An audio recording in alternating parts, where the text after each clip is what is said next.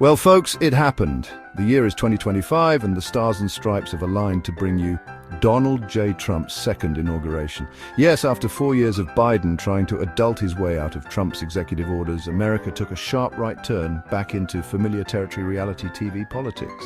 And this season promises to be a doozy. Trump, flanked by his trusty sidekick Vice President J.D. Vance, because apparently being a best-selling dystopian author qualifies you for the job, took to the podium with his trademark gusto. The crowd roared, a sea of red hats bobbing in unison. Gone was the subdued atmosphere of Biden's inauguration. This was a full-blown Trump rally, complete with chants of USA, USA, and enough American flags to make Betsy Ross spin in her grave. Promises made, promises, well, you know. Trump, never one to disappoint on hyperbole, launched into a speech that can only be described as vintage Trump. He promised a golden age for America, a time of unprecedented prosperity and strength where jobs would rain from the sky like manna from heaven.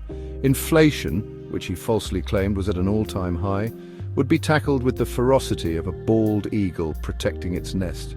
Trade deals would be torn up and rewritten, ensuring America always came out on top. It was a greatest hits compilation of his 2016 campaign promises, dusted off and repackaged for a new audience, some of whom probably weren't even old enough to vote the first time around. But hey, why let a little thing like reality get in the way of a good story? And then things took a turn for the Trumpian. He vowed to expand US territory, which, in his mind, apparently involved reclaiming the Panama Canal, which, for those keeping score at home, hasn't been under US control since 1999, and planting an American flag on Mars by 2028. He also floated the idea of renaming the Gulf of Mexico to the Gulf of America because, why not? It was a masterclass in making outlandish promises with absolute conviction, leaving everyone wondering if he actually believed his own words or if it was all just part of some elaborate performance art piece.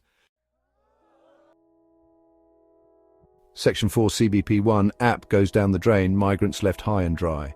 But amidst the bluster and bravado, there were concrete actions taken, actions with real-world consequences. One of Trump's first acts as president was to sign an executive order dismantling Biden's immigration policies, including the CBP-1 app used by asylum seekers to schedule appointments. Thousands of appointments were cancelled, leaving countless migrants stranded and desperate. It was a stark reminder that behind the spectacle, behind the bombastic rhetoric, there were real people whose lives were being upended by the whims of a man who seemed to view the presidency as an extension of his own ego. Section 5, Biden and Harris, masters of the unimpressed stare. Throughout the inauguration ceremony, Biden and Harris sat stoically, their faces betraying a mixture of disbelief and weary resignation. They applauded politely when Trump mentioned the recent Israel-Hamas ceasefire, but for the most part they seemed content to let his words wash over them, like seasoned sailors weathering a particularly nasty storm. Their expressions spoke volumes, conveying the exhaustion of a nation forced to endure another 4 years of Trumpian chaos. It was a silent commentary, a shared look of "here we go again" that resonated with millions watching at home. Section 6, post-inauguration shenanigans, pardons, pundits, and a touch of Musk. The inauguration ceremony was just the beginning. Later that evening, Trump addressed a crowd of supporters at the Capital One Arena, hinting at potential pardons for January 6th rioters and promising to make America great again, again, again.